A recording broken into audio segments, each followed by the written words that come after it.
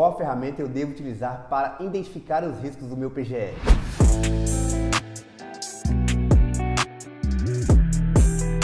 Fala pessoal, tudo bem? Eu sou o Ângelo Santos e nesse vídeo eu vou falar para vocês um item muito importante que é definido na NR1 e eu preciso trazer para vocês aqui, que é entender e classificar os riscos para a elaboração do nosso PGR e, consequentemente, dimensionar e definir o nosso GRO. Mas, inicialmente, nós precisamos entender onde na norma fala que nós precisamos classificar esses riscos. Então, vou passar aqui para vocês, inicialmente, aonde está definido aqui, que é no item 1.5.3.2 da NR1, que fala o seguinte: a organização deve evitar os riscos ocupacionais que possam ser originados no trabalho, identificar os perigos e possíveis lesões ou agravos à saúde, avaliar os riscos ocupacionais indicando o nível de riscos, classificar os riscos ocupacionais para determinar a necessidade de adoção de medidas de prevenção, implantar medidas de prevenção de acordo com a classificação do risco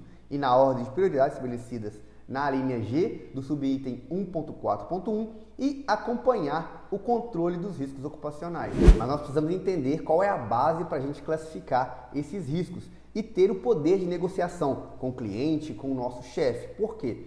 Você definindo quais são os riscos e o nível de risco de cada atividade, a gente consegue, olha, eu preciso definir aqui uma atenção maior, um recurso maior para que eu possa trabalhar, fazer uma avaliação, implantar mais recurso, treinar, enfim, mudar a estrutura, utilizar mais EPI, mais EPCs, enfim. Você vai ter, em cima dessa classificação do risco, um motivo para que você possa negociar e, consequentemente, evitar um possível acidente ou até mesmo um agravo maior, beleza? E qual que é o critério que eu utilizo para isso? Poucas pessoas utilizam esse critério e eu queria ensinar para vocês aqui nesse vídeo. A gente tem a NR3. A NR3 fala sobre embargos e interdição. Poucas pessoas enxergam essa norma e ela dá a oportunidade de você se embasar para você definir a sua severidade e a sua probabilidade.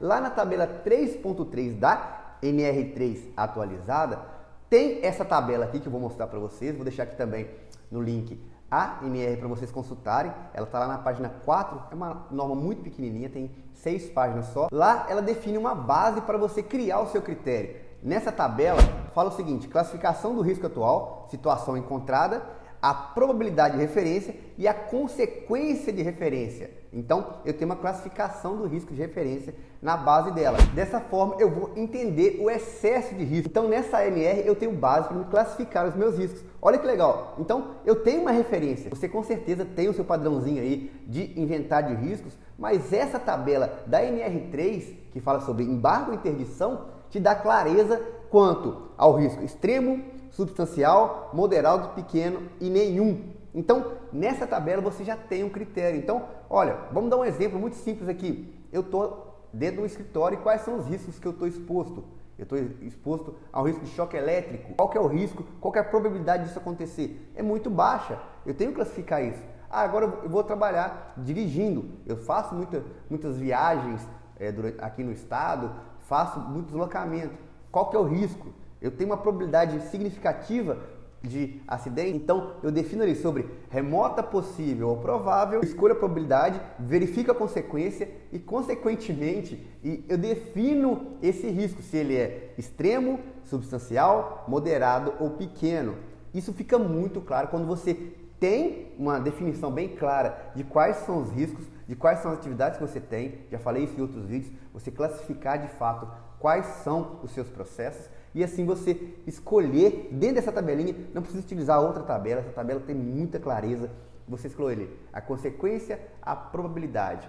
Dessa forma você consegue enxergar o seu panorama e focar no risco específico, você enxergar aquele risco que é fundamental para você tratar, para você treinar, para você corrigir e consequentemente passar essa responsabilidade para o proprietário da empresa e acertar, consertar, ajustar, resolver a segurança do trabalho de uma forma mais clara através de um procedimento bem definido que está aqui na NR3 e assim você vai atender o item 1.5 da NR1 e, consequentemente, deixar o seu PGR mais maduro. Ok, pessoal? Então, espero ter deixado muito claro aqui como você deve cumprir, organizar e classificar os seus riscos, ter uma base legal para fazer isso, um critério para você fazer em outras empresas, fazer até mesmo para sua empresa e atualizar quando for necessário e assim deixar mais maduro a sua saúde e segurança da sua empresa, ok? Se você gostou, deixe seu comentário aqui embaixo, não se esqueça de se inscrever no nosso canal, a gente precisa realmente chegar aos 1000 inscritos e se você quiser saber um pouco mais sobre consultoria, como trabalhar nessa área, tem aqui embaixo o nosso canal do Telegram, é só você clicar no link aqui embaixo e já cair lá no nosso conteúdo, beleza? Até a próxima!